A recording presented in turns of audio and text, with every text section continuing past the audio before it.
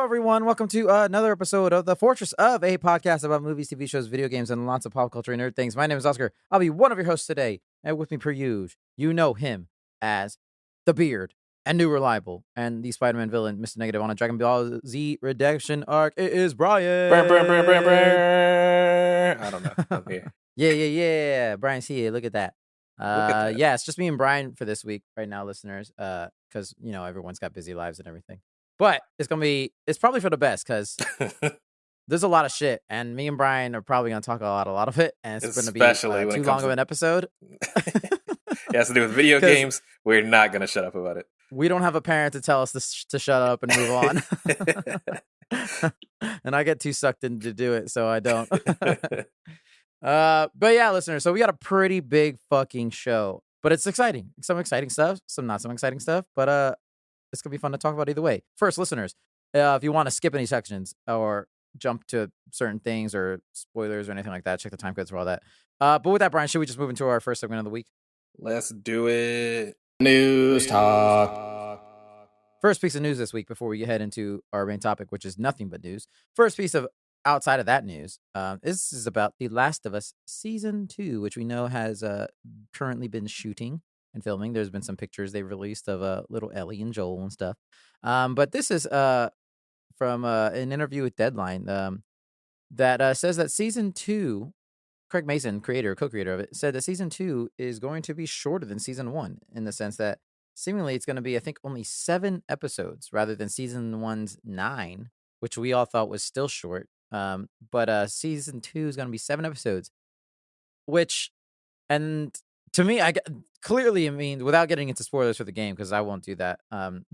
Clearly, they're splitting the second game. I was about to say they're gonna milk it. That's what's gonna happen. Which, to be fair, when it comes to like you said, without spoilers, when it comes to like just subject matter, I think it probably needs to be because a lot happens in that game. That's a much longer game than the first game. It's like a 35-hour game. Yeah, exactly. 30-hour game. So to put 35 hours on TV, you're gonna, even if you do cut it down to 16, that's still gonna take 2 seasons at least. So that makes sense. And like our biggest complaint, I think, on Season 1 was we felt like they rushed a lot of the big moments of that first game into those 9 episodes. So maybe this is for the best. Maybe this is something they've learned. Like, okay, maybe people want to see us kind of breathe a little more rather than just hit next point. Now, my idea is, do they do the thing? Do they do the thing? Because I think that'd be so funny to give TV fans the same thing. Should we do a brief spoiler about that game real quick? I think we should. I think it's worth talking about. Okay, brief spoilers for part 2. If you haven't played it, skip it because I know exactly what Brian's talking about. I'm pretty sure. So go ahead, Brian. Yeah, I think it would be amazing if they gave us the same situation for TV that they did in the game, and that they split the game up into 2 parts. And for the first half of the entire game, you essentially don't even see Ellie, the main character. And I love that idea for doing that for TV as well. To just kind of be like, damn, we've been waiting to see, the continuation of Ellie and Joel's story. And then she's just not there. So, yeah, I mean, like either that or they would, in my brain, flip it like they would do the game. So maybe this second season would be Ellie, and it would literally end where right before the portion, like in the game, where you switch to Abby. So it's like this huge climactic moment, and then that's the end of Season 2. People are like, what the fuck? And you then can do some really cool stuff. Season 3 is Abby. Yeah, you can do some cool stuff cinematically with that as well, where it's like, I don't know, they have like their like a big scene where they meet each other, and then it just like flips point of view or something. I don't know. I like it. They could be cooking. We'll see. Yeah, it's a bit Game of Thronesy in terms of how like they like there was one season where Bran wasn't in it at all type of thing, but stuff like that. But this one would be, I feel that's a hard sell. That is a hard sell. Hard sell for people. I mean, it was a hard sell in the game as well. But I think I like the bravery of it. I thought it was really, whether or not it hit its mark is debatable, but I just think it was really interesting that they even attempted to do something like that. Yeah, I agree. And so like, I do wonder, because 7 episodes isn't a lot, but like you said, it might be just right up to that point where you do switch characters, and that makes sense and that also makes sense where they're talking about teasing potentially a Season 4 might be needed, which 4 seasons for fucking 2 games is kind of annoying, but that seems like a lot, but yeah. Just because the game is so very much split into 2 parts in itself, I'm interested to see what the 3rd season would be, unless it is like we see that they do like to mess around with characters and do a little bit more in depth, and we know this game has a lot of characters. They just don't matter that much. You get some of their like backstory, but outside of that, they're mostly just fodder. So maybe they're gonna try to go deeper into those, explore that a little bit better, like the I guess the pre-meeting Abby, for example, and stuff like that. I don't know. We'll see. I don't know because it's I'm very interested because obviously that game is also full of a bunch of flashbacks with younger Ellie and Joel and stuff, and you see the slowly reveal of the fallout between the two of them throughout the course of that game. So yeah, it's gonna be real interesting how they manage to do this. I'm excited. I'm excited though. I'm one of the few people that like maybe probably not few, but the vocal majority that I think like I really enjoyed this game. I thought it was a really interesting game. Despite me thinking it wasn't necessarily necessary to be created. So yeah, hopefully Abby's jacked. I want that to happen. I do too. Yeah, that's my biggest. To be fair, she might not be able to be that jacked because then she would kill Bella Ramsey. Right, I was about to say it's like it really sucks that like Bella Ramsey. They're pretty small, but another thing too. Like, she can't be like. Abby like reads China size because that there would be no realism, right? Which again, like Abby kicks the shit out of Ellie. Like that's what happened. Like she kicks the shit out of her. To be fair, but like but I feel like they both like read in the game as maybe like 5'9", whereas like I think both of these actors that they've chosen for these roles are both like 5'1", or like 5'4", 5'3". Maybe they're like all pretty small. So it'll be interesting to see how they handle that a little bit. Yeah, I'm interested. Exciting stuff. That'll come out, I think, probably sometime next year, but yeah, we'll see. All right, let's move on. Brian, Microsoft, Halo. The fuck is happening? So hold on. This is not confirmed. Nothing, but there's a rumor reported by The Verge that Microsoft is apparently working on Halo Combat Evolved remaster and is considering putting it on PS5, which again, didn't like what's the what? So they had Halo CE remastered already. It's called Anniversary, and I guess they're doing which isn't that old. Yeah, it was made with like the Reach engine, so it came out probably like 2010s or something like that. Really, not that long ago. They did it again. But if it is because they're putting it on PS5, that would make more sense to me.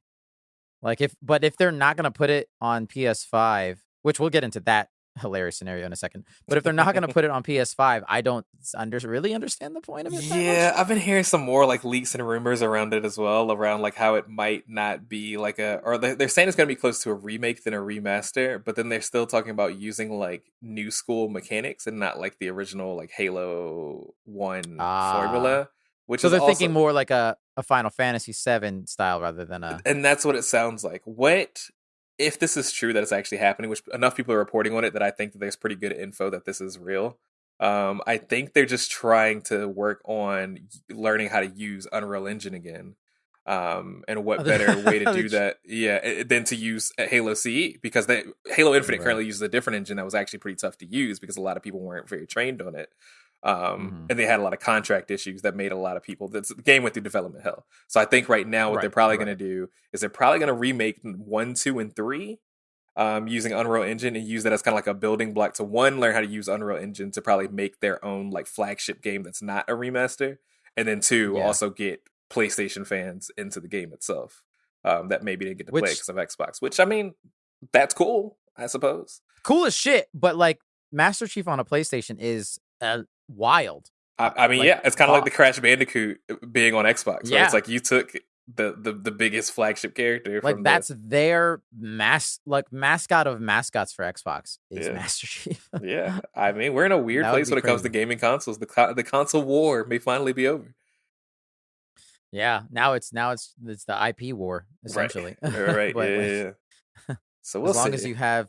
Yeah, I don't know. That's interesting. I'd be cool with it. I've always wanted to play those Halo games. Obviously I have a PC. I was thinking about playing it whenever I had time, but like, yeah, I don't know. It'd be pretty cool. Pretty interesting. But all right, let's move on because we got stuff to talk about. Borderlands, that movie, it's still coming out for some reason. Looks like it's gonna be man, if it's fun, cool. But they did release a little clip from the movie showing off a lot of gunfire, a lot of cool stuff. And then a lot of Kevin Hart wondering why he's in this movie. Brian, what you got? I wonder why anybody is in this movie. Because Oscar, this looks like shit. This looks terrible. It looks worse than this is a movie that's coming out in theater. Yeah, it's coming out in theater. It's coming out. Yeah. They're putting this on IMAX. They're putting this shit on IMAX, and it looks like someone with $500 YouTube budget is making this film, and it's got some A-list actors in it. It's got Jack Black. It's got Kevin Hart. I don't know. It's got what's her face. It's got Kate Blanchett. It's got Kate Blanchett. I don't. And Jamie Lee Curtis. It's Jamie. How did they pay all? I think because they paid all these people, they did not have enough budget to make a set. Because one, the film is so fucking dark, you can barely see anything in there. The humor already looks terrible. They're filming in a box. Yeah, it looks like, and it looks like shit. It looks like shit. The shooting, the choreography, the other actor, it looks like shit. Why is everybody old? The characters in this game at this point in this game are supposed to be in their 20s. Home Borderlands. Yeah, they're supposed to be in their 20s. Why is that character 84? Kate Blanchett should not be in this movie. Jamie Lee Curtis should not be in this movie. But she should not be in this movie. No. She's supposed to be playing a 24-year-old character at this time. That is ridiculous, dude. I don't know. I don't know why they decided to make this. Well, I don't know. Well, when they casted Kevin Hart as the fucking straight man, military man, like he's the one character that's not supposed to be funny. This is what I said. The one time where they should have casted The Rock instead of Kevin Hart, and they went the other way. Roland is supposed to be like a straight and narrow ass motherfucker. Like The Rock fits that to a T. He could put on the little hat and everything. Like it was perfect. How did Kevin Hart get in this? I don't know. But it's gonna be a movie that comes out. I gotta see it. I might see it in IMAX. Oh God! I mean, I'm probably gonna see it. We'll probably talk about it unless it's a crowded time period around then. But we'll probably talk about it. So yeah, it is my civil duty to watch this movie because I need to see how atrocious it is. If it's at least fun, dumb, and not like Madam Web boring dumb, okay, that's fine. These low expectations might help. We don't know, right? I have a feeling it's gonna be boring dumb. I want to bite my tongue on that, but it's looking boring dumb from that one scene. Yeah, because not one of those jokes hit that they in that minute, and that was tough. Yeah, Jack Black will probably be fine. I think he'll be all right. I hope that's Claptrap. He'll be okay. It's funny because I love Borderlands. I think the games are really funny, but which is it's so funny. Like the writing in that is the writing's really good in those games, but I don't know that the writing is going to be good in this. So I don't know either. We'll find out. I think it comes out August or October or some shit. I don't know. A couple months, something like that. Yay. All right, moving on. But to do so, we got to hit the trailer park. So let's quickly do that. Mob Spaghetti. You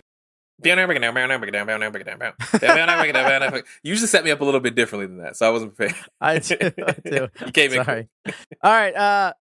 We only got one trailer in the trailer park this week, my friends, and it is for Alien Romulus, the next film in the Alien franchise.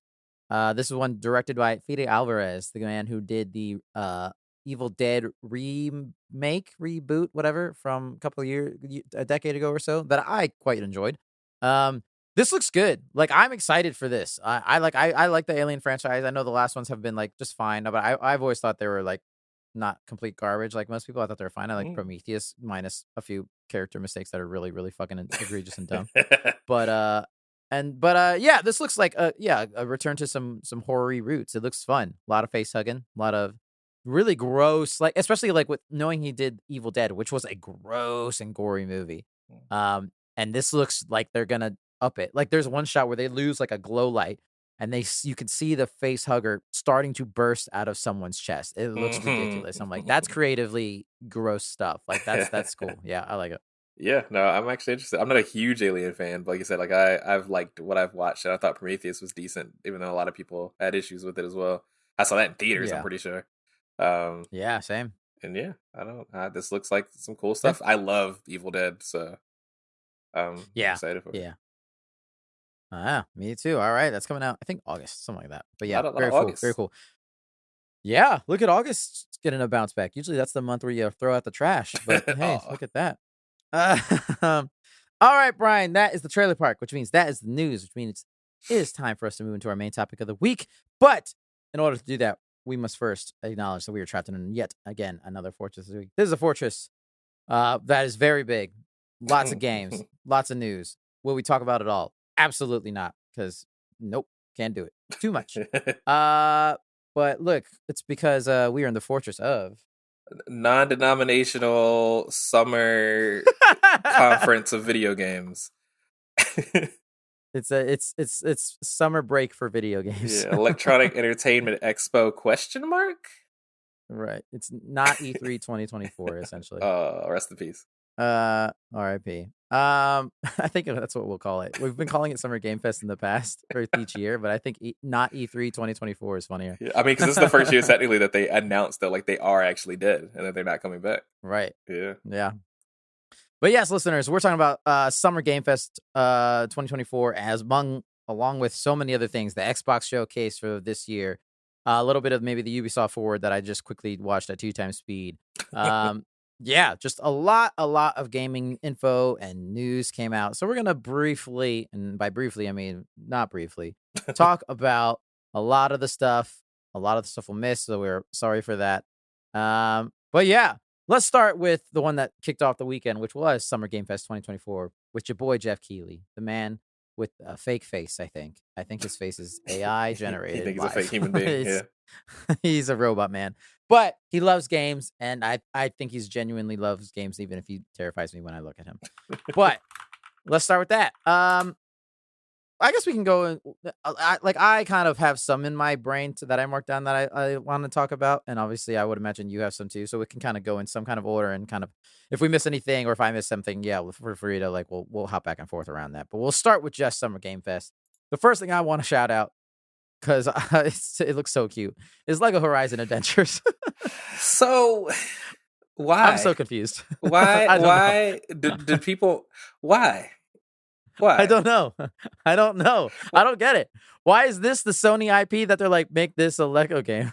Is the Lego Last of Us Adventures next? I just don't understand why I will play that. Like, I get that we had like Lego Fortnite come out and stuff like that, and I don't know if that's a derivative of this or what happened. Do they share like assets? I don't understand who this game is for. Because Horizon Zero Dawn is, a great story-based game, pseudo-open world action-adventure game. Why the fuck do I want a worse version of that? I just don't. I don't understand. I don't get It's not a movie. It's not based on anything else. It's literally already a video game that exists that you can play. So why? Yeah, I don't know. I hope this is the start to Lego Ghost of Tsushima Adventures, Lego Sly Cooper Adventures, Lego Crash Bandicoot Adventures, Lego Bloodborne Adventures. Yeah, it's just such a weird IP to start with to me. It's so interesting. I'm like, maybe it's because like there's big robot dinosaurs you can build, and like that's that's what they'll sell in physical form. Maybe make Lego Gundam. But I don't know. I don't know. It's so interesting, but I'm probably gonna play it at some point. Really? Because I'm not gonna lie. Well, one thing I will say, the Lego games, they look beautiful. They look so intricate and like it's like watching like the Super Mario Brothers movie. We were like, it's fine. Like overall, like just visually, what an impressive looking thing to just watch with your eyes. Sure. And I think this is the same thing where it's just like those Lego games, they look so good. But it's such just what a. And I will say, coming out on PC and Switch, I'm pretty sure, which I would imagine that means it's the first time Horizon has touched a non-Sony. I guess it's also on PC, but it's never been on Switch. So that's kind of yeah. Which is random because who is like, man, I really love Horizon Zero Dawn, but never got to play it on PlayStation. Thank God I can play Lego Horizon on Switch. I wonder if this is a canon story to the universe. I hope so. It's gotta be. I mean, they got a random other character in there that I assume is going to also be in the game. That's kind of weird. Yeah, I don't know. I don't get it. I thought this was going to be like a Fortnite, like a mini-sode kind of situation, something like that. That would make sense to me. I'd be like, that's fine. Put Lego in Fortnite and then put Aloy in Fortnite. Aloy, whatever. Aloy, yeah. I don't know. I would love to see how it looks, and I'll watch someone else play it. I shall not be playing it. Yeah, fair enough. And then I think the next big thing for me, at least, what was your next big thing? I guess I'll say, Brian. I did want to talk about how Jeff Keighley finally said something that was in criticism of the games industry. You know, he sucks the dick of every single game industry thing ever. It's his job. But he talked about the fact that there's been a lot of layoffs and a lot of issues around the gaming industry and how it's been very profit-based and how it's fucked a lot of people. And I think a big what I kind of appreciated was that he said it, and I mean, he said it and he kind of threw it away and immediately went to try to go for a positive thing. But I do like the positive thing that he did. He never said any studio specifically, obviously, but right. He doesn't want to lose any funding. I completely understand that, or sponsorships, because a lot of people on his board are probably also on the board of those big companies. Right. But I did appreciate that he chose to celebrate indie developers throughout the entire show, not just like showing like some things right then when he was talking about it, but throughout the entire show, he showed a lot of games that like probably wouldn't have gotten any airtime otherwise. Which I appreciate that, because he's showing that like these people are still doing great things in a space where, you know, a lot of people getting fucked. So absolutely. Cool. Yeah. Like, I mean, I think because he probably got so much criticism during the Game Awards for not saying anything, I think he had no choice. He had to do some kind of acknowledgement, and I think he did the fairly political run of it. You know, he did a decent job. He kept it middle ground, but I still think he spun it in a way that was still good, like that people would. Yeah, I'm sure people are still mad. Fuck them, whatever. But I'm sure. I'm sure they were. Yeah. Very nice. I guess for me, I feel like I have stuff to talk about Star Wars Outlaws, but we can say that because I did see some more in that Ubisoft forward from earlier today that I watched, so I can save that. So I guess for me, the next thing for me to talk about, we never talked about this in the past because it seemed like a non-story, but since they showed nothing of it here, but who cares? Batman Arkham Shadow. Yeah. Yay, it's a return to the Arkham universe on fucking MetaQuest. I was about to say, how do you feel about the finally, what has it been, like 10 years since y'all have gotten an Arkham game? It's fucking dumb. They make it a meta game, and I mean, they make, like, come on. What are we doing? What are we doing, Warner Brothers? Where's the Wonder Woman game? What are we doing? I don't get it. Look, it's probably gonna be fine. This isn't the first one. They made a VR Batman game a couple years ago. Oh, did they really? I can't remember what it was called. Oh, no. Yeah. But actually made by Rocksteady, which I don't believe is making this one. I don't know that Rocksteady is in existence anymore. I think they are closing because of Suicide Squad's failure. Because of Suicide Squad? Yeah. That would be so sad. I'm pretty sure that's happened already. Oh God, no! Don't quote me, but I'm pretty sure I saw that recently, like in the last couple of days. Oh dear. Yeah. Oh no. So that sucks. This game, it's fun. Whatever. I got nothing. The only thing is, I do hope that this trailer is close to what the game actually looks like, because I do like the art style of what's kind of happening. Yeah. Mm-hmm. No, it looks great. It looks like it fits in the universe. It's just a bummer I'll never play it. Yeah. I mean, are they getting more affordable? I don't feel like I hear enough about VRs. I don't know how much that stuff even costs anymore. That's fine, but I don't just have to buy the headset. I gotta buy everything else to fucking use it with it, don't I? Yeah, I mean, I guess I don't know the MetaQuest specifically, but I know there are some that are much more portable that you don't have to like set up the cameras and all that shit with. I don't think, at least. So I think it's getting a little bit more easy to use. And now, of course, you have the computer that can actually run it. That's true. But I still don't know. If it's over $200, then it's dead for me, basically. It's probably over $200. Yeah, $200 is my limit. If it's over $200, I'm not going to ever buy one, probably. Yeah, there's not enough on it. Exactly. It's too much of a gimmick still. Porn can only get you so far. Right. Something about jacking off with a giant ass headset on your face just feels really, I don't know, dystopian almost. It's so sad. Yeah, it feels very sad. I don't know. Something about that just feels that's too intimate. I don't know. Oh, it's so funny. All right. I think the next thing I had highlighted was Blumhouse Games had a bit of a just little highlighted section during the show. Blumhouse, the company that makes all of those $1 million horror movies that make hundreds of millions of dollars, and they're just the most profitable movies, I think, on the planet. Stuff like Megan and Five Nights at Freddy's recently, I think. They are getting into the game sphere, and they are using those millions of dollars to kind of fund these cool, like weird indie horror games, which I think is very cool. And this will not be the first time that we'll talk about a company kind of doing this during this conference.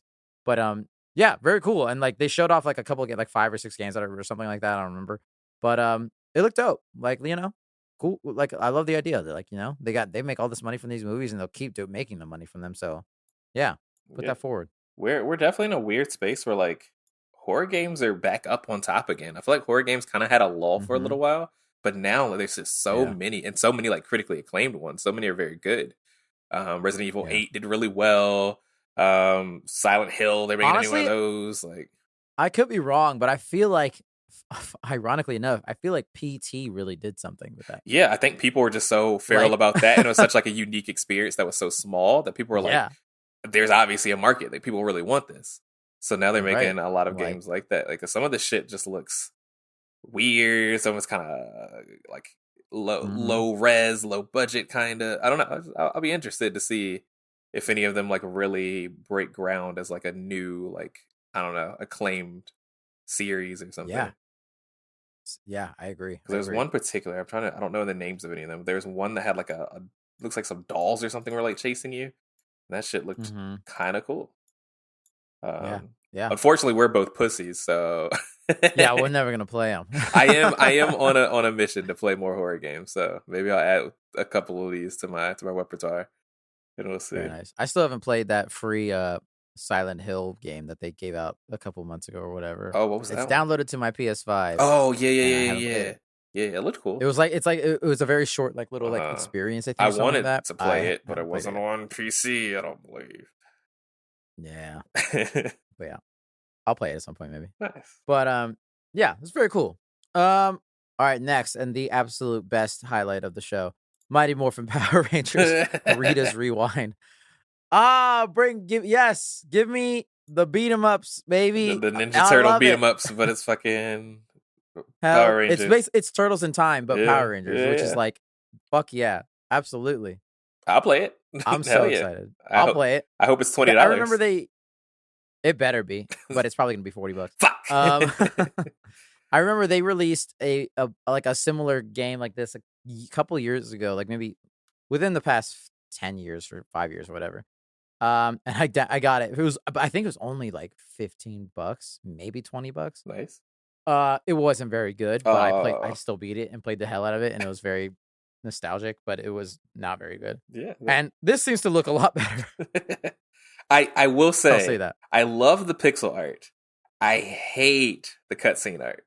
I think it's interesting that the choices that they went with. Yeah. It's very ugly. Yeah, I kind of wish it was more of a retro style or something. I don't know. It looks like they paid somebody on the internet to make those little cutscenes in the art style. It's almost like flash work. Like, no offense to the artist that did it, but it did look a little rushed in some of the art style. Yeah, a little bit. But yeah, I'm excited. This is pretty cool. Hell yeah. Very fun stuff. I called the Pink Ranger. Nice. I do imagine. I'm mad there's no white or green in it, but maybe it's like an unlock. Probably. Maybe yeah. We don't have unlocks anymore. Yeah, you have to pay for it now. True. It's an unlock. I was about to say. Remember back in the day when you would beat a game and you've unlocked a new character or some shit. Yeah. They don't do that anymore. Yeah, no. Now you just pay for it, literally. Now I got to pay $10 to play as the White Ranger. I'll never forget Sonic Generations. You had to pay $2 to play as Super Sonic. Are you serious? I'm serious. That's hilarious. It's rough out here. That's so grimy. That's the most nickel and dime shit I've ever heard. Isn't it? That's so shit. That's ridiculous. All right, moving on. Speaking of Sonic, that's at least the next highlight. I think we might have to come back to some of these other things because I'm looking at the list and there was some stuff that was fun in there. But at least the thing that I highlighted, Sonic X Shadows Generations. They just showed more gameplay, more Shadow. Let's fucking go. That's it. That's all I have. No notes. 10 out of 10. I mean, that's fair enough. We talked about it. I don't know what more there's to say. Yeah, no. I mean, Sonic Generations is a really, really good game that I would recommend to anybody that liked old Sonic, but maybe doesn't like Sonic anymore or whatever. I just think I think they did really well with creating a very full, like, fleshed out game. So this is kind of more than that. More of that. I think that Shadow's probably the most popular character, like, since maybe Knuckles that's ever been, like, created in the Sonic universe. Like, people love Shadow and really love his storyline and stuff like that. So getting more of him is always gonna be cool. Yeah. Very fun. I think it comes out October, I want to say something like that. Something like that. So this is the year of Shadow. Yeah, they keep saying that. I don't know what they mean by that. Whatever. I mean, I guess Shadow's going to be in the movie as well. I'm just excited. I like Shadow. I think he's super cool, and I love these games. So this will probably be a day one buy for me, to be completely honest. Which I haven't bought a game probably day one since Sonic Frontiers. All the other games are kind of shite. Fucking funny. Yeah, right. I mean, it turns out I really enjoyed that game, believe it or not. Next, I just quickly want to highlight Dune Awakening, because they talked about like the kind of the story of what it is, because we saw some gameplay and it did look hella boring. But story wise, it looks like it's like a multiversal story type of thing, where it's like, what if Paul Atreides wasn't born? Maybe, it's like, what if something like that? And that is very interesting. And how it's like, so that means his father doesn't die. But also the Fremen are all exterminated. Like, I think that's a very cool, interesting concept. I just wish the game would be funner to play, though. And maybe it will be. I don't know. Yeah, from what I've seen so far, it looks pretty fucking mid. And trying to make a game like this is already kind of you're locking yourself into a tough experience with that. Like, everybody wants to kill the biggest versions of these games, and then you're making this one, and it's like you either can skim by and cut a little bit of money off the top, or you'll fail in a year. There's really like no in between. I don't see this game being the next heavy hitter like a Final Fantasy 14 or World of Warcraft or I mean, this game I think it does still exist. I don't think it does very well, but like a Star Wars The Old Republic. Yeah, that game really, I would say probably more like Elder Scrolls Online. Like, that game still exists, but it's not doing amazingly. Whereas like Final Fantasy 14 is really lucrative and doing really well. I feel like it would probably fall closer to Elder Scrolls at best, because it just doesn't have the IP just isn't enough. People, the power of Dune, man. You think I don't know. Like, I don't, but but maybe, because like I thought Dune 2 was like amazing, and then I heard it didn't even make it made like $600 million, still a ton of money, but like when anything makes less than $1 billion, I'm just kind of like, is it that critically acclaimed? It's not, because I'm sure it costs $200 million at least to make. So I just think of that where I was like, damn, I'm surprised that numbers weren't higher than that. So I feel like Dune games are gonna be the same way, where it's like, it's got people that like it, but I just don't know that it's enough. Those books aren't as enriching as like Lord of the Rings, to me at least, or like Harry Potter. So I just don't think it carries that same demographic, right?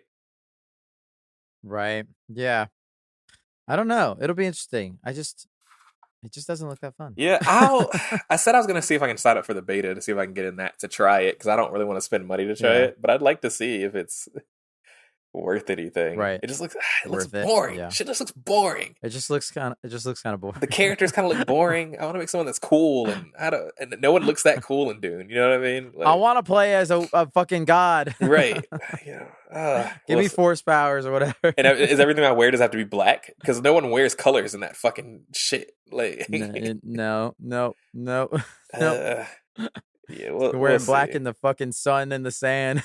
I hope that it carries something that is lasting, but this feels like a game that might be doomed to fail. Yeah, I don't know. Hope for the best, but we'll see.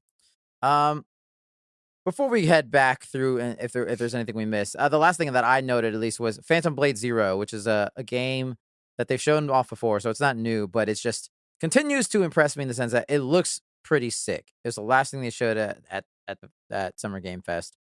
Combat, it looks really cool. I mean, everyone loves a cool like samurai-esque type of character. We've had a lot of samurai, a lot of we have recently, yeah. Samurai light, samurai adjacent type of things, yeah. Yeah, it seems like ever since Sekiro came out, that's been a really popular genre, which we haven't really seen since like 3D Ninja Gaidens. Yeah, it's true. It's pretty. I'll give them that. It's pretty. A beautiful game. It's pretty. Yeah, but yeah, I didn't have much to say about it other than that. It continues to look still very cool, and waiting for it to actually, come out. Right. But, we'll see. Yeah. Did you have any other highlights in Summer Game Fest? I think there's a shit ton in here. Yeah, of course. I want to talk about how Alan Wake's still. as a game that I still haven't played any of the installments. I haven't played Alan Wake 1. I haven't played, what is it, Beyond Good and Evil? Beyond, no, what is the name of the one with the, I don't know, it doesn't matter. Oh, the one between that and Control. I can't remember what it's called. It's Quantum Break. Quantum Break. I don't know. Beyond Two Souls is fucking, that has Elliot Page in it. That's the other one. Yeah. I haven't played that. I haven't played Control. But then they showed the DLC for Alan Wake 2.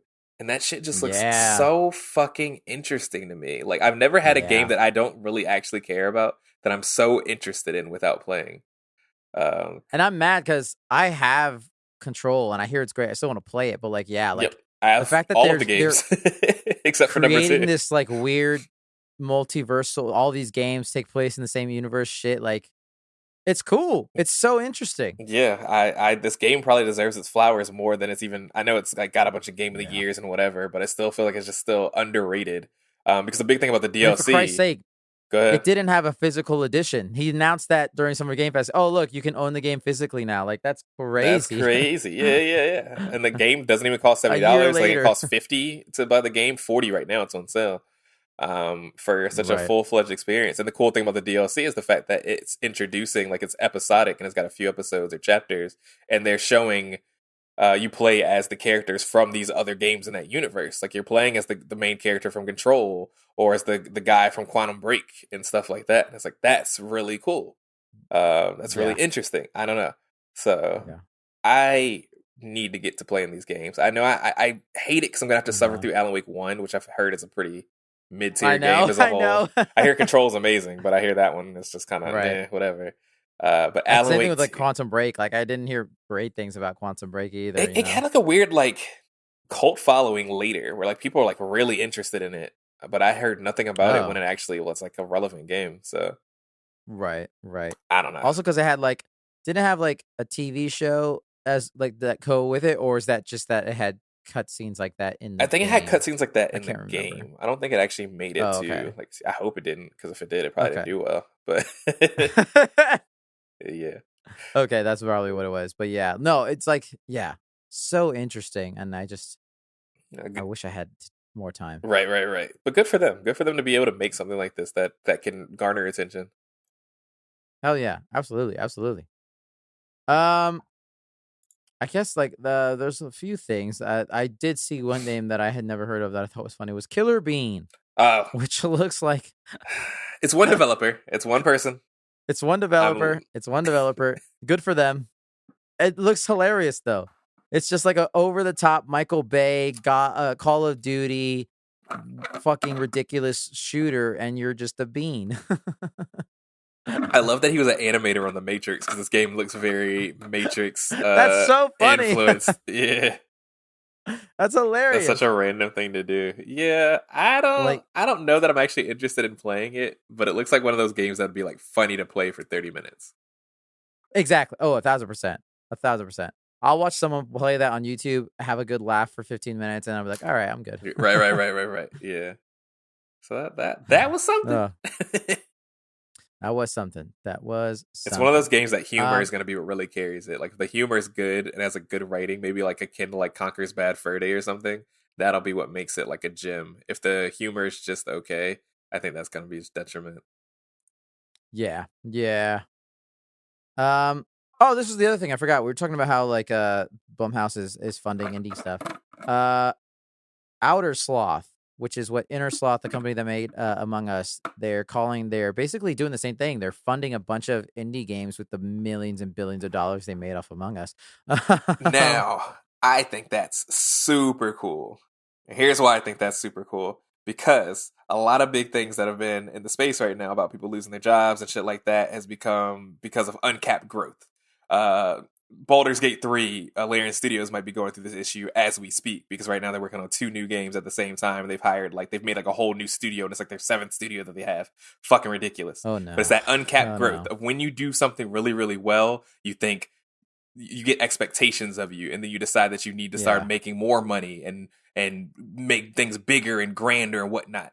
And Among Us said, fuck that. I mean, I'm sure they're still doing that to a certain extent, but they said, fuck that. Right. Instead, we're going to reinvest this money into our community that made us what we are. We made a game that made a ton of money. Yeah, that we didn't expect to make a ton of money. So we could grow really big and make an even bigger game and do whatever. Or we could help indie games get their way on the floor the same way that we were able to. So they did Outer Sloth, and I just think that's really, really cool, because I think that really shows that they're like, they care about the industry more than they care about the money. Yeah. No, it's super cool, and I hope that like we get a bunch of cool stuff out of them that is just as successful, and then just continues a trend. That's how these things happen. That's kind of how you change things like that, and get those big corporations thinking differently, or at least it's so weird that we've had some of the biggest AAA games we've ever had, and then also we have such a thriving indie space as well. So many small developers have made such big successful games. I mean, they talked about that in Summer Game Fest, that it was like the top 8 out of 10 games was made by small studios, mid to small size studios, or as little as one developer, just one person. That's crazy. That's crazy. It's nuts. They also did obviously show off a little the opening of the Among Us TV show, which I forgot was a thing. It's got a fun cast, but I don't care. I don't care about that at all. I don't understand why you would watch a TV show about that, but maybe it'll be really funny or something like that. I saw Elijah Woods in there, and that's really funny. Yeah. Ashley Johnson, who plays Ellie, Last of Us, is in there. A lot of big names, but what the fuck? what could it be about? Because the whole part of the game, I don't even know where this is going. It's another one of those situations. Kind of like, it's one of those situations like Zelda, where it's like you really can't cast for Zelda, or not for like Link in Legend of Zelda, because you're Link. So it's like I'm the blue guy, so I'm the one that makes the jokes and lies to everybody. But when you make me Elijah Wood, that doesn't work well. You know what I mean? Because we're the same height, but he's not like me, so it doesn't really. So I don't know. Oh, it's funny. We'll see. I don't know. It's one of those things I might watch an episode if it's on streaming. Like you said, I don't know where it's going to come on, but I might catch an episode and see what it's like, and then if it's actually any good, maybe I'll keep watching it. Exactly. Yeah. Oh, I saw that. I forgot. I don't know. I've never played, but I would imagine you probably might have played Skate. Hell yeah. They're still working on it. How did this is I was not impressed. I was going to say, they didn't show I was like, okay, cool. I mean, Skate's always been a kind of ugly looking game. It's the fact that it's kind of like a technical game that's kind of interesting about it, the way that the game works. Right. It's super interesting. It's not Tony Hawk, where you can do a 10-50 super double backflip, 50-50 off the space shuttle, and then you get a letter S for skate. And it's not quite like that. But yeah, I mean, they didn't show me enough for me to be like, they just kind of want to remind us that they were working on the game. Still. Right. So, we still exist. We're still here. Yeah, so we'll see. Because I think Skate 3 came out in it might have been before 2000. When did Skate 3 come out? It's probably 2006, I would imagine. Yeah, it's been a long time since the last game. It was Xbox 360, so it's 2010 when it came out. Oh wow, okay. Yeah. So we've been waiting. We've been waiting for a while. Yeah. So that's pretty much it for me, Summer Game Fest. Is that it for you, Brian? Of course I had to talk a little bit about fucking Dragon Ball Sparking. Oh, what is it called? What is this? I have what is this? I don't even know. I'm not 100% sure. Is this a fighting game? It looks like every single time they make Sparkling Zero. It looks like every other Dragon Ball Z game that they make, where it just goes to the storyline again. Because I thought it was, because this isn't the one that's based off of Budokai. That was a Budokai Tenkaichi that's coming out. So this is something separate. I don't really know. I don't know. They do this thing I don't know. with Dragon Ball that they just keep making the same game over and over again, and fight through the story again, and then do it again. It's I've already watched the anime 18 times. I've already played 18 games that were based off of this. And then you're just gonna make me do it again. But they keep doing it, man. They just keep doing it. Yeah. But I don't know. I'll definitely play it. It's so funny. I play all of them because I'm a shill for this shit. Comes out in October. Yeah. Oh, I did have to. Oh, there's one thing. Last thing out of it. Slitterhead, which we've talked about in the past. It's from the guy who made Silent Hill. This game looks really bad, and I feel bad. It looks terrible. It looks really bad, and I feel bad. It looks not good. I hope it is good for those people that like it, but it looks bad. That's funny. Yeah, that's it's weird. That's all I had. Yeah. Like a parasite, and you fight some stuff, and the combat looks not very good, and it looks kind of boring, but it's fine. Yeah. Yay! All right. I think that's all I got. I think that's it for me. All right. There was like a Day of the Devs and a Devolver Direct that happened after this. I didn't watch any of them. I skimmed through a little bit. I just happened to look in the background during the Day of the Devs thing and saw one game that looked really fun. It's called Screenbound, and it's basically, I'll describe it to you because I don't know where it was in the fucking video. It's essentially you're playing someone. It's a first-person game where you're playing someone holding basically a Game Boy. And so, but on the Game Boy is also the game you're playing. So it's like you're playing these 2D and 3D mechanics at the same time, platforming type of thing. Oh. So it's like you can move in 2D space side to side in the first person view, but you're playing on the screen of the Game Boy, essentially a Mario game. So it was just a very cool, interesting concept. I was like, oh, that's kind of fun. Yeah, that's kind of interesting to look at. I feel like another game recently came out like that. I don't know if it was the same game or what. If maybe it was an early access. Oh, really? Yeah. Interesting. I don't know. But it looked cool. I was like, that's fun. There's, I like a fun indie game like that from time to time. Yeah. Devolver Digital is tough because they'll show you the coolest trailer you've ever seen before, and then it'll be a beat 'em up pixel based game, and you're like, okay. It's true.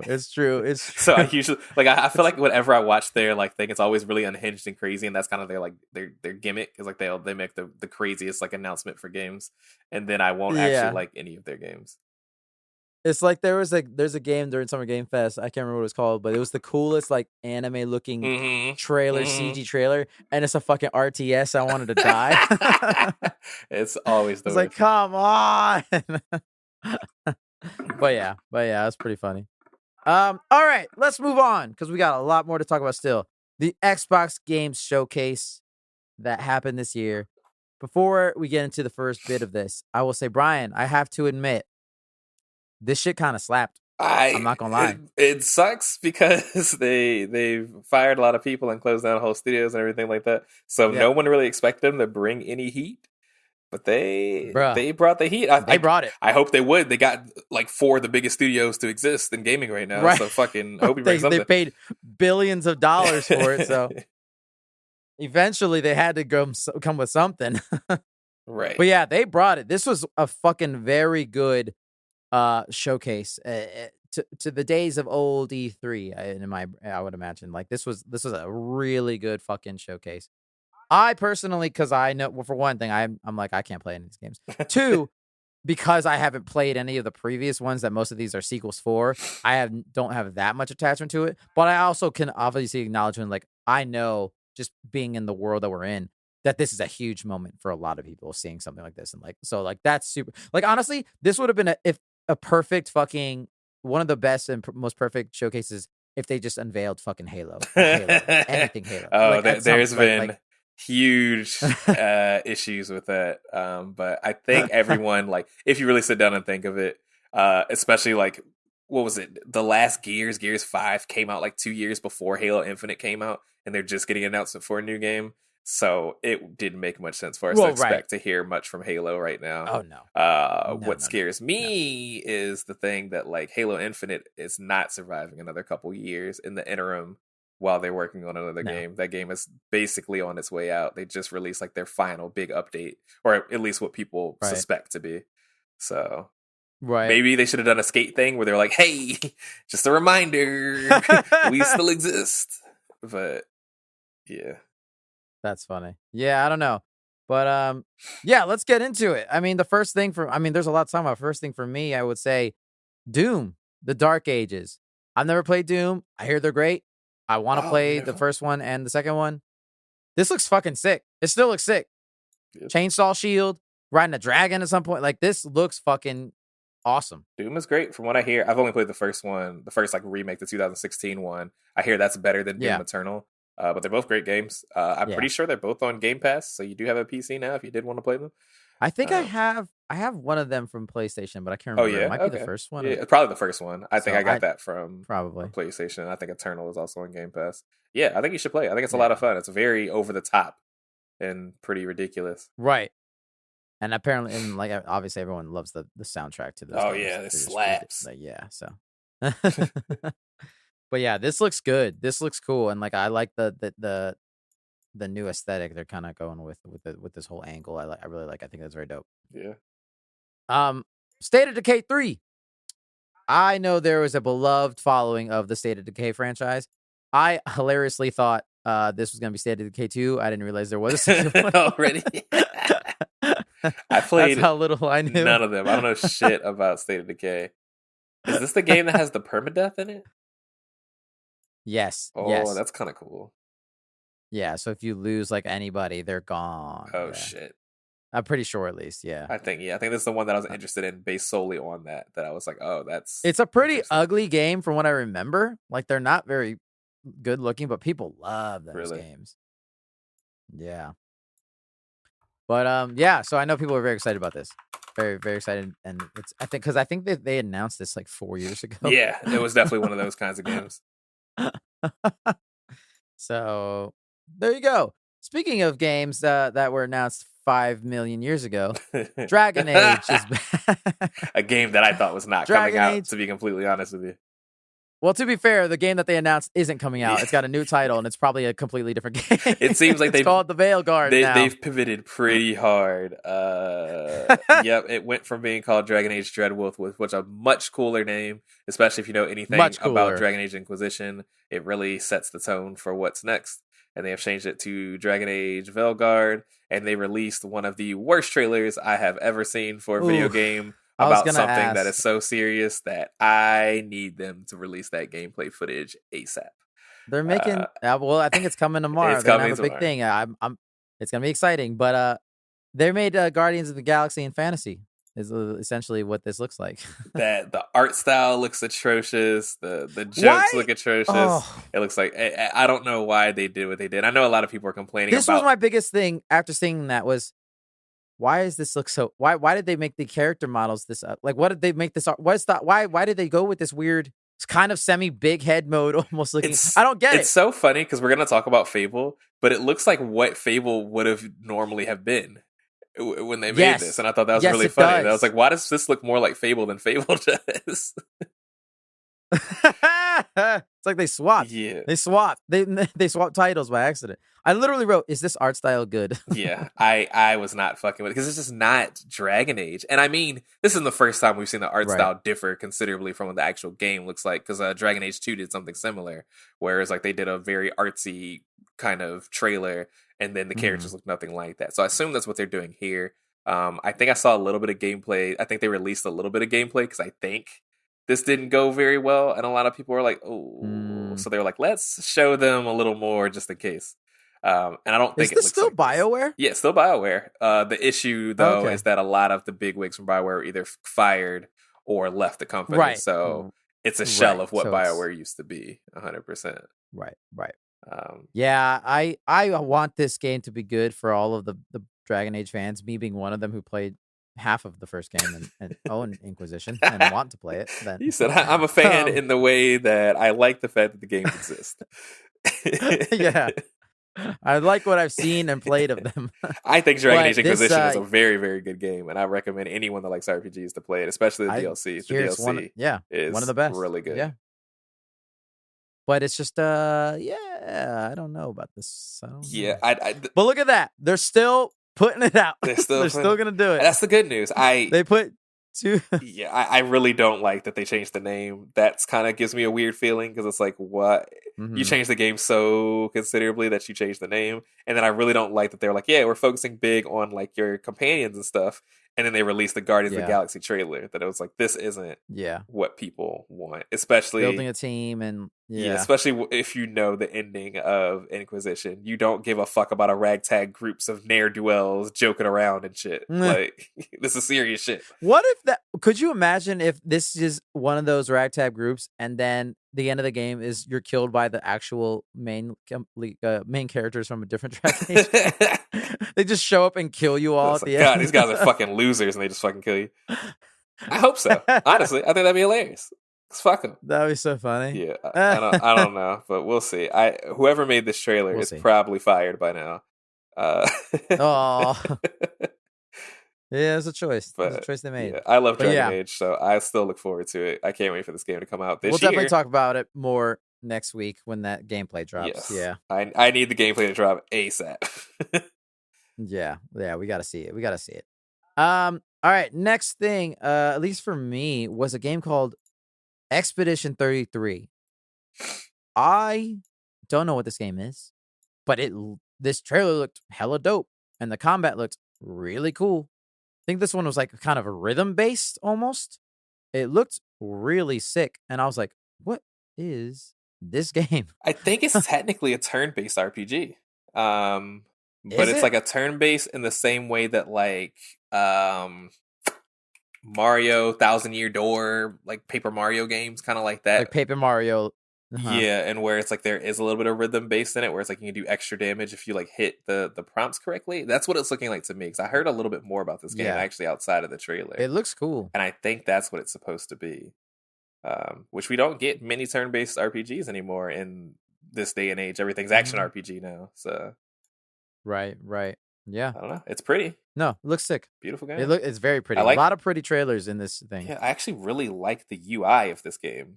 I like the way it looks. Yeah. That when you like pick the stuff for the character, it like shows up beside them and stuff.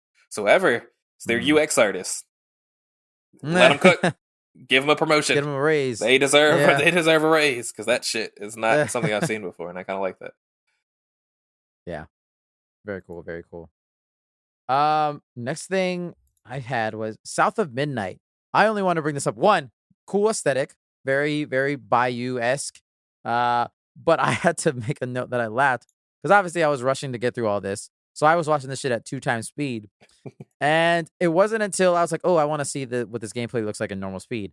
And then it got to the cutscene. I was like, oh, they're going with this like Spider-Verse stop motion style that I did not notice at 2 times speed. And it just looks normal at 2 times speed. And then you slow it down. Like a normal game. And it's like 10 FPS. It was so funny. I was like, oh my God, that's hilarious. That is really funny. But for me, it's like even more interesting. I was like, oh, that's such an interesting style you've gone with, because obviously the gameplay isn't in that kind of frame ratey type of thing.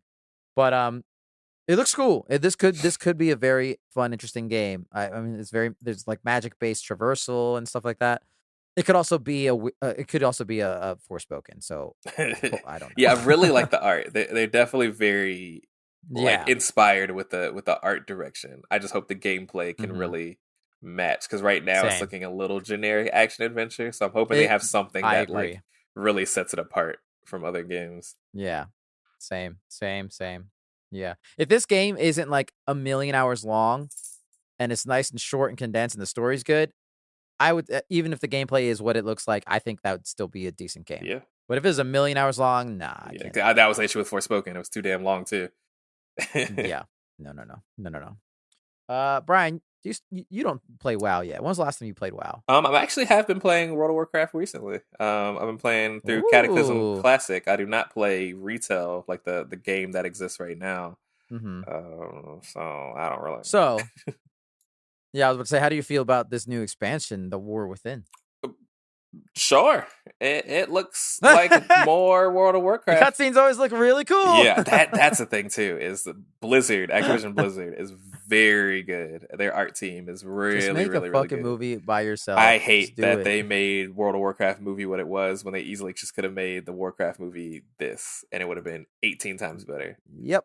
But yeah, I mean, it looks cool. I don't really know, because I'm so out of the loop. I don't really know what hasn't happened recently in the game. I see there's this character with one arm. She looks like she's like a half elf, and she's a black woman.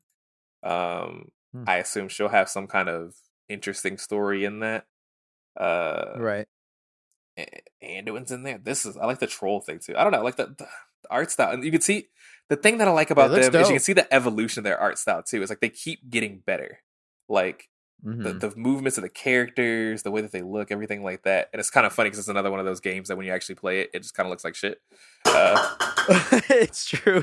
It's very true. It's like you have that crazy ass cutscene, and then you're just like fucking 12 polygons running around the screen. That's why I don't like Diablo, which we'll talk about later in the show as well. Yeah. Diablo is the same shit. We'll talk about. I don't know. I wouldn't say that this is like enough to make me want to come back to playing, but it definitely looks fun. I can't look. Props to them. They're still fucking rolling, man. Like it's crazy. Yeah. It's crazy. This game first came out in 2004, so we're over 20 That's years insane. of this game 20 existing, and they're still years. making, and it's still making a metric fuck ton of money. Right. Insane. All right. The big boy. Metal Gear Solid Delta Snake Eater, the remake. It's at Xbox. It blew my mind. 2, I'm so excited, but I will have to admit, I guarantee if Kojima was a part of this, he would have made this shit even better. Oh, absolutely. 100%. He would have made this shit. Because I don't know what it is. Like, it looks great. It looks amazing. But am I crazy that it doesn't blow me away? Like, it's still, I don't know what it is. I don't think so. And it's once again, I don't know if it's just like trailer cutting or what. Like, just whoever's making these trailers just aren't doing a very good job. It just doesn't feel like it's bringing the spirit of what makes Metal Gear Solid. Like, it's a very over the top, ridiculous, politically charged story. And this just wasn't showing, I think, the best parts of even like the original Snake Eater game. Right. So I was kind of like, oh, okay. I don't know. I mean, it was cool. I love hearing David Hayter back as Snake instead of Kiefer Sutherland from 5. That was a joy to hear. Yeah. I love that. That was great. Gameplay looks cool, and it looks like very very well polished. But I don't know, for some reason I was like, I feel like this doesn't look on par with other games that I feel like it should, and I don't know, maybe it's just because it is a remake, or like again, I think Final Fantasy fucked things. Yes, but they made a very beautiful game that is very hard to top with the resources that they had. Yeah, but no, I mean, obviously, I'm still so excited and to get my hands on this. It just makes me want, just remake the rest, please. I was reading an article about how like the damage that Snake takes will actually like remain on your character. So like every time you like bandage up and stuff, those bandages stay for like the entire game. If you really get fucked up, your character's gonna get covered in your character's gonna look really fucked up if you get really fucked up, because all your scars and stuff are gonna stay. And I just think that's a cool persistence that they just had. I love little things like that, which I've also means that they might do some crazy shit with some of the boss battles the way that they did in the original. So yeah, could you imagine if they did what Kojima actually wanted and made you have to fight for 2 weeks? Will kill myself. I will literally kill myself if we have to do that. Oh my god, that'd be so funny. Yeah, I'm excited. Still no release date. Although I think there was a leak via GameStop recently that may have confirmed it, which it says November 17th, which I did not expect this year, but okay. Yeah, I mean, I'm surprised they haven't given the release date if it's going to be November. October stuff has already gotten their release date, so. Right. So if that's true, yes, please. Right. I'll take it. I'll take it. Next up, let's keep rolling. Perfect Dark, a series I've never played. Oh, I feel like you played Perfect Dark before, right? I love Perfect Dark a whole lot, actually. What'd you think of this? I am interested. So I'm already in the minority because, of course, people that don't know, Perfect Dark was originally an N64 game that came out. It was made by Rare, so of course it has its kind of Rare aesthetic to it. But a big thing about it is, of course, if you played N64, you know that GoldenEye was the big multiplayer shooter. What people were sleeping on was Perfect Dark. Perfect Dark was an amazing multiplayer game that was a lot of fun, and then the story itself of the main campaign was really fun. Fast forward to years and years later on the Xbox 360, made a new game called Perfect Dark Zero, which was met with a lot of conflicting kind of opinions on how the game was. And that's where I'm kind of in the minority, because I actually had a lot of fun with that game. It was one of the first games I bought on Xbox 360 when I got it. And I thought the multiplayer was actually quite competitive and quite fun. It wasn't Perfect Dark as we knew it from N64, but I thought it was still a very interesting game to play. So I played the shit out of it. I made a montage of fucking Perfect Dark. Oh, shit. So yeah, I am excited for this game because I think that it looks good. It looks good. People, of course, are making fun of what the main character looks like because she doesn't look like a 8-pixel N64 character. Because why the fuck would she? Of course. Right. Yeah. Other than that, she looks like a normal human. Right, she looks like an actual human being. Yeah, no, it looks cool. It looks like it reminds me a bit with the parkour stuff of Mirror's Edge, but like I love the tech they have and the shooting mechanic. It looks really sick. Like again, like this showcase was putting out bangers. Like this looked sick. This was one of them. It looked dope. Yeah, like this wasn't even really on my radar, but then seeing kind of like the way this game looked, it's like, I'll play this. Yeah, very cool, very cool. Very quickly, Diablo 4, A Vessel of Hatred, DLC. Man, these cinematics look so fucking sick, and this is a terrifying one at that. This one was freaky, but so fucking good in setting a tone for a game that looks nothing like it. Right. I will say that Diablo 4 is a pretty game. Like, it is actually aesthetically very pleasing. Right. It's isometric, of course, so any cool characters that you see are going to be tiny anyway. But yeah, so they're basically doing what they did with Diablo 3. Just as a small aside about Diablo, I want to go on a rant because they keep fucking up when they make Diablo games. For some reason, when they release them at first, they suck, and then they're like, "Oh, we hear you guys," and then they just rehash everything. That's what they're doing here. It's basically Diablo 4 kind of met controversial opinions because the end game was boring and nobody really wanted to play past, including myself. I only beat the story, then I was like, I don't want to grind. This isn't actually fun to play. So now they're remaking it so that it will be more fun to play. I don't know all the details of it, but that sounds cool. What the fuck? So I'll do what I did with Diablo 3 is a year later. Maybe now I'll revisit the game and actually play it and have fun. Yeah, right. The grind. So all right, there you go. We'll see. Still kicking. Fable is here. We saw some gameplay. It looks sick. I've never played a Fable game. Brian, we all know he has an infamous Fable story, which we do not have to go into because it's very funny. But I think you also, I think you told it last week. Yeah, I did actually. But this looks good. This looks good. This looks really good. Like it looks pretty. It looks really good. I love Fable. It is one of my favorite games, and it's one of the first games that like made me like happy that I had an Xbox. So I'm happy that they're revisiting this franchise again with it. And like, yeah, it's a beautiful looking game. I love their art style. I thought it's always been very interesting. I think the main character looks really cool. I'm interested to play as her. Yeah. But Brian, I can't identify her. She's a woman. Oh yeah, true. And then she's not. She's like Aloy, that she's not, wearing a full face of makeup at all times. She needs to have eyeliner and lipstick. Yeah, she's not pretty enough. I don't want to fuck her. I can't play this game. Yeah, that's whatever. But no, it looks really cool. It looks really good. I hope it's really good. Yeah, it's gonna Considering it's been like 15 years since the last Fable game. Another thing that's scary though is a lot of these games are day one on Game Pass. I don't know how anybody makes any fucking money. I don't know. I'm excited about that because I have to pay $70 for it, but right. I also want to support developers that make video games. So yeah, I don't know how they do it. Indiana Jones and the Great Circle. Listen, I don't give a single fuck about Indiana Jones. This game looks sick. Oh yeah, I think it looks interesting as hell, dude. That story was kind of cool. You're not interested?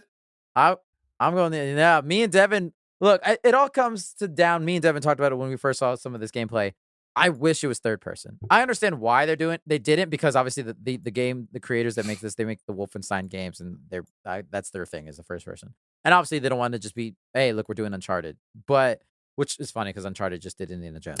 But I wish it was third person because, again, Melee in first person sucks. It does kind of suck. It does suck. That'll be tough. That being said, I kind of like that it's first person. I don't know how the whip is going to be. Yeah. In first person, how the whip might kind of work. It might be a little jarring. It might make you sick. Like the movement of it.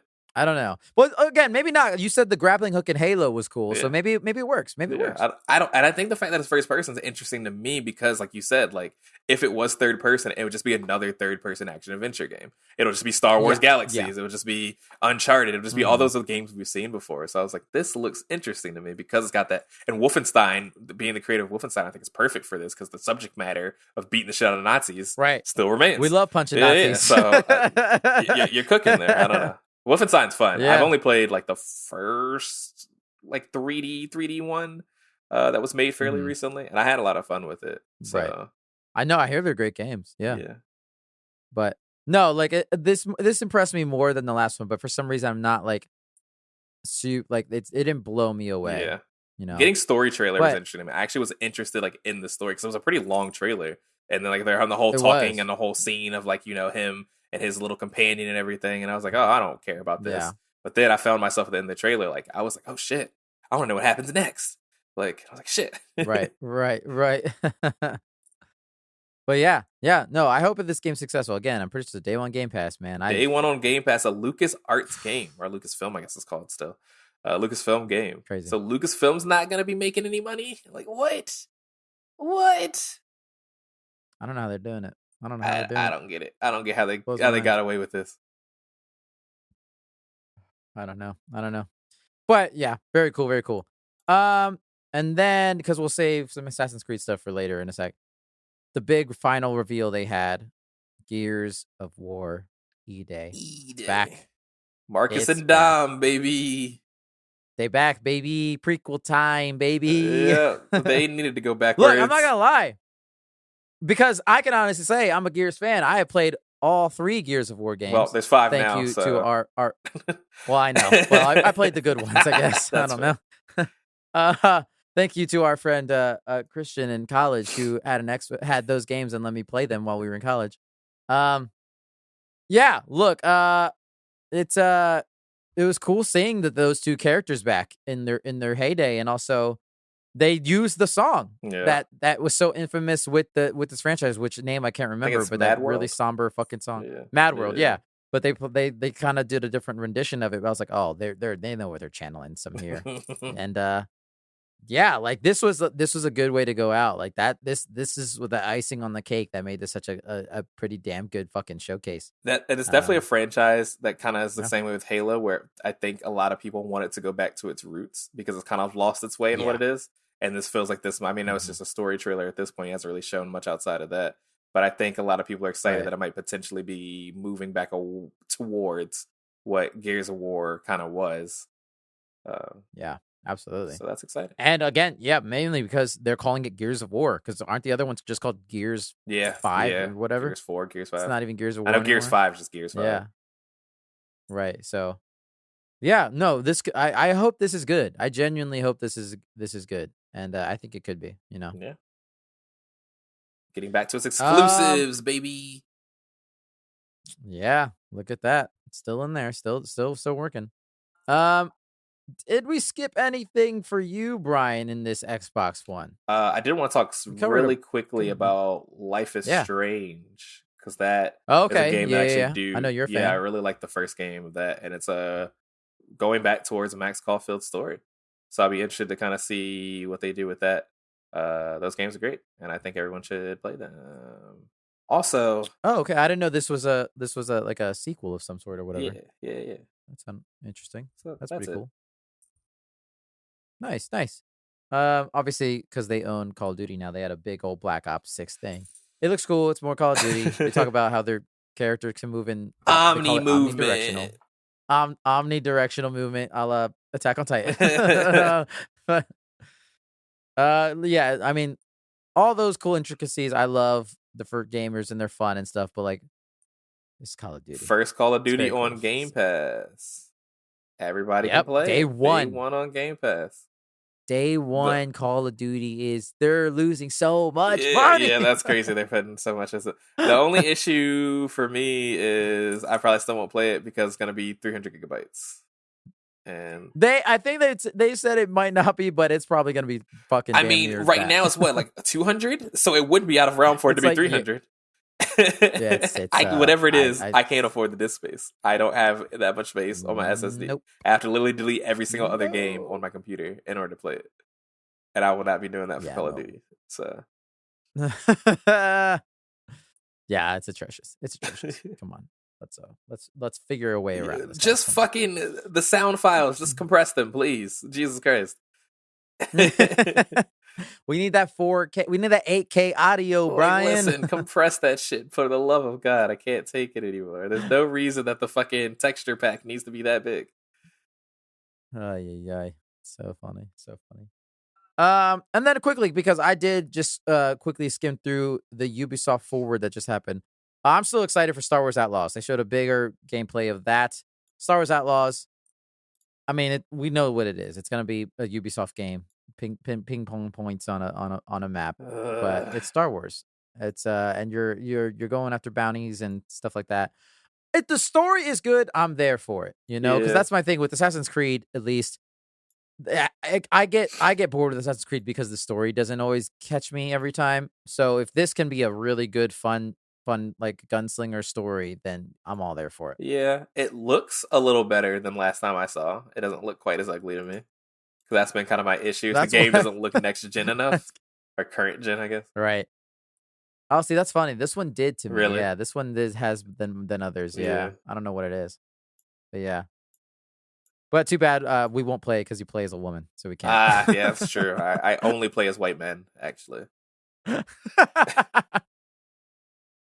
And then I gotta shout this out because I have a big what the fuck, Prince of Persia, The Sands of Time. It's the 30th anniversary of this of Prince of Persia. 2026, Brian. How long have they been working on this? Like 6 years. It's just a remake. Obviously not just a remake. Like, obviously it takes a lot to make a remake, but it's a game that already exists. Games that take 6-7 years of development are games that you have to come up with the idea. You know what I mean? That's part of the development process. You don't have to come up with the idea for this one. You already have the idea. So you should already be 2 years further in development than everyone else. Look, they had to show something for the 30th anniversary. I get it. But 2 years? Why did you show a candle just to tell me this game's not coming out for 2 more years? Like, that was an Elder Scrolls 6 kind of situation, right? You couldn't even show me what a single character model looks like. You couldn't even show me a CG trailer. The only thing you're able to show me is one candle in a window. And this game has been in development for multiple years. Like, that is... woof. That's tough. I've been wanting this game. This is one of my favorite games of all time. For so long, since they announced it in 2014 or whenever the fuck they did. And and then I'll say, I'm glad they're still going with it. I'm glad they're still going to make it. I want this game to come out. I want it to be good. Take your time. I'm just so confused.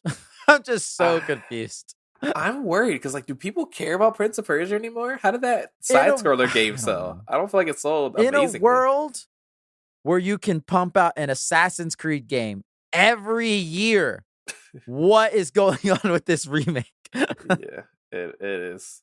It's one of those games that I just think they're at the point where it's like, we have to release it. We have to keep putting the money in, because if we cancel it at this point, it'll be too much resource lost. But maybe not. I just am so confused. But look, it'll come out one day. No, maybe. If it comes out and it's not, like, even if it's a really good game and it just doesn't sell well, then it's just a death sentence for them. I think that's the worst part about it. It's gonna be really. I'm gonna have to buy 4 copies of this game. Yeah, I just don't see this game being a game that's just like sells hundreds of millions of copies. You know what I mean? Like, no. Oh God, no. I don't think so. I don't. So you're spending all that time and money on something that, like, will at best do okay. Yeah. Okay. Yeah. It's yeah. Anyways, moving on. I don't really have much more to say there, except for we got into Assassin's Creed Shadows. They showed some gameplay. I will say the gameplay looked cool, but it's gonna be one of those things where, like, I would love to play this game for a couple hours, 10 hours, whatever. I probably will get bored at some point, most likely, with most, like, as in most Assassin's Creed games. But it looks great playing as both Yasuke the samurai and I can't remember what her name is. Apologies, because she's not a real historical figure. As the shinobi, the ninja. Looks sick. I feel bad for Yasuke because I'm probably never going to play him if I have the option. I'm always going to go stealth. That's just how I play. I'm always going to go stealth no matter what. I did it in the previous Assassin's Creed game. I'll play as them every now and then. Also, if they do it like they've done in, I think, in the last one where they kind of had 2 characters, there will be missions where you have to play as each in certain situations, which is good. I love that because I do want to experience both of those characters. But yeah, I'm always going to go the stealthy approach. Interesting. Yeah, the stealth stuff looks very... Oh God, what was that ninja game that I used to like? I suddenly can't remember the name of it, but it was like for PlayStation 1 and PlayStation 2. It reminds me of kind of that. I wish I could remember the name of the game. It doesn't matter. I don't know. So that's kind of cool. It looks a little better than other Assassin's Creeds. I haven't played an Assassin's Creed game in a long time, so I can't say so much. Right. But it looks like there's a little bit different gameplay than what I'm used to. So will this be the one that gets me back on Assassin's Creed? I don't know. Yeah.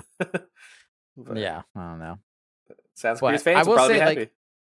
yeah, I mean, there was one cool thing that it looks like they're introducing, which is something like with seasons, where it's like they're going, you'll go, time will go by and you'll go through seasons, so you'll like hit summer and winter, and things will change. Where it's like a lake will become frozen in winter, and you'll no longer be able to swim under it or anything like that. And like that could be very interesting to gameplay, and I do wonder how much that'll actually be implemented. Right. That, and I love how they showed in the Yasuke gameplay, he's got like a giant like mace type of weapon, but you can also whip out a fucking samurai sword and duel like a fucking samurai, which if the duels in this are just as good or like half as good as the ones in Ghost of Tsushima, which those are my favorite parts of that game, and I wish there were more of them. And if they're just as good in this game's gonna be fucking great because like that looks sick. The parrying, and then like I hope it's good. I fucking hope it's good.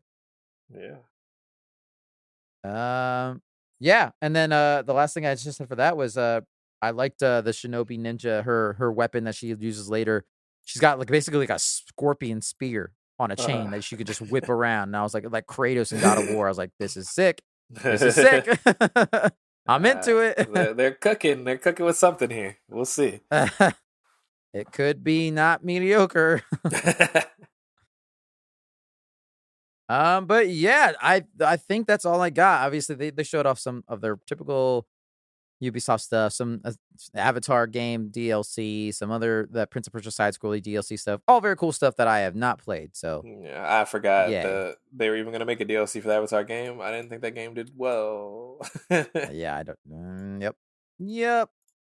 But I'll play it when it's $20 maybe, or when it's a PS Plus game. This is what I say. Let me get the Epic Games free game. Yeah. So yeah. But that is the Ubisoft Forward, Brian. I don't know if you have anything else. That is kind of not E3 2024, I think. Yeah, this is another, seems like pretty good year for games and terrible year for gaming itself. Except for Sony, PlayStation, where are you at? Yeah, well, we'll see what happens with that, with their, what they call it, a state of play. I don't know what they call it when it's the summer thing, but I don't know. I don't know if they're gonna have it. They just had a state of play last week or 2 weeks ago. I don't think they're gonna do it. But I think they got crazy. nothing. I think they spilled everything last year, and they're in that awkward stage of the cycle where they got nothing to show. Oh. PlayStation's kind of shat the bed this year. I'm gonna be completely honest. They've been kind of struggling. I think it's this whole year. Yeah, I just think PlayStation as a whole has been a little mediocre for this like they've been resting generation. On their laurels a little bit. I mean, I'm a fan because they're making the games that I play, but like I definitely see like, especially after this Xbox thing, and I hope this makes them like, put a fire under them a little bit to be like, oh shit, we have competition. Like we can't just sit on the fact that we're like the most selling console of forever, So like it might be another so. PlayStation 3 situation where it's just like they might have just made the wrong moves for this generation, and that's kind of put them at a weird impasse. Yeah, I don't know. We'll see. But all right, Brian. I know it's late, but do you think you got a real quick little free for all on you? Should we move on? Let's do it. See, yawns. All right, let's do it. Listeners, this is a final segment of the week, which we like to call free for all title pending. This is where we can do whatever we want. Talk about our day, talk about our life, nap, rant, yawn, nap, which it looks like Brian needs to do. I can very quickly go first because Brian, I haven't done shit this week. So I'm going to talk about all the shit that I'll probably talk about next week and that I'm excited to get to.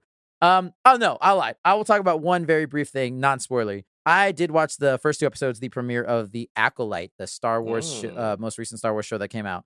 I will say, I'm very interested. I'm very intrigued. I love seeing a brand new era of Star Wars we've never seen in live action with brand new characters that have no attachment to all this shit. And they've said we're not going to see there's not going to be a random cameo in this show. Like this is it. And I'm very excited for that.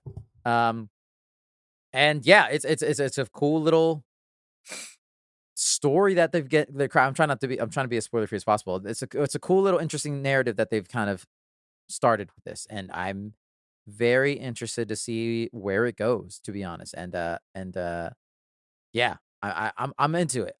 It's not like it's not knocking out of the park for me, but it's I like the swing. I like the big swing they've taken with this. Yeah. Yeah, I said I was gonna watch it, and I still haven't yet. But I'm excited about that era specifically of Star Wars. If it's not knocking out the park for you, I'm a little nervous. I don't know. You might like. I think again, like I might be underselling it. I don't know. Like I think the choreo was pretty cool, but yeah, it's just I don't know. I'm really into it, but I'm not like I need to. This is the best thing in the world. You know what I mean?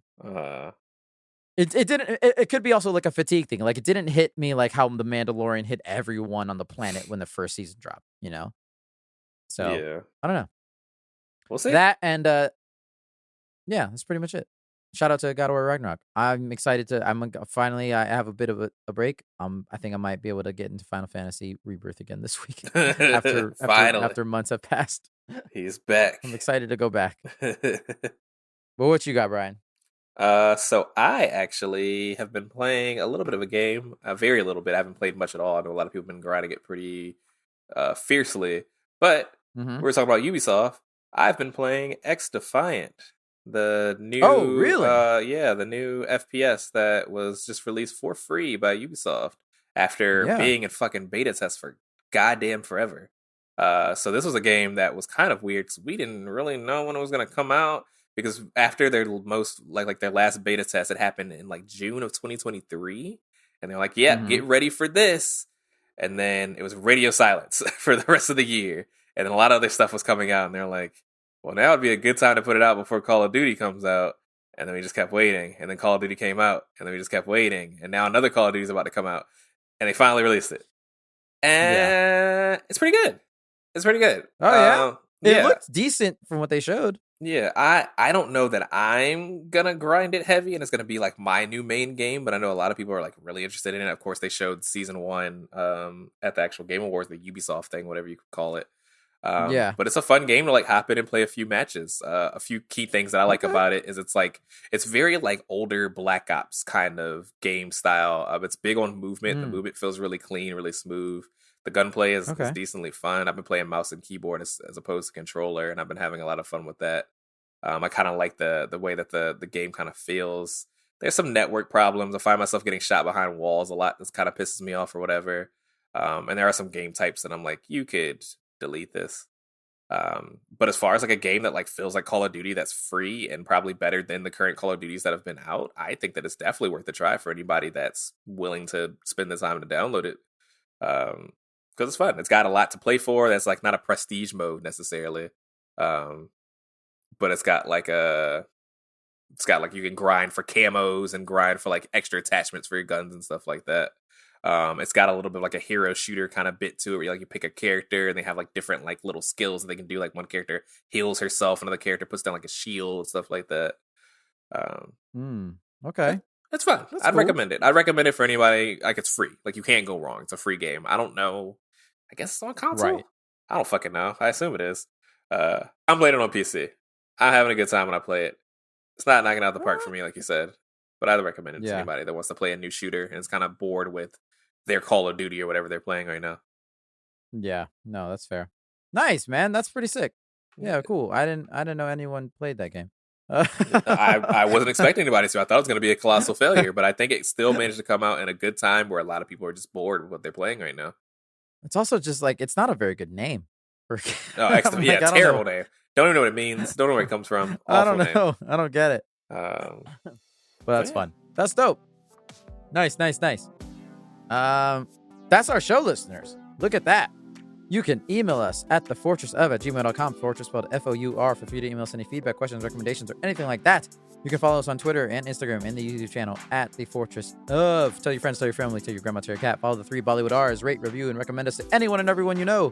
Thank you, Jackie, for helping out at the podcast every week. Thank you, Brian, for the art. Alex for the music. And Devin, thank you for being here even when you're not here. You can find Brian on Instagram at ITZ_, by the way. Alex Peters of Films. Devin, you can find him kicking a ball somewhere or throwing a frisbee. I don't know what he's doing. He's doing one of those things. Next week, I don't know. Some fun, some cool. Maybe we'll go back and to the fucking back to the drawing board and figure out some old stuff. Maybe we'll talk about some old stuff, or maybe something will pop up. Who knows? But either way, we'll be here. It'll be some fun. But that will be it for us listeners. And happy holidays. And put a coat on. His coat out there. It is actually quite hot, But go off, okay? Yeah, I was sweating. Anyways, listeners, we will see you here next week on another episode in the Fortress of...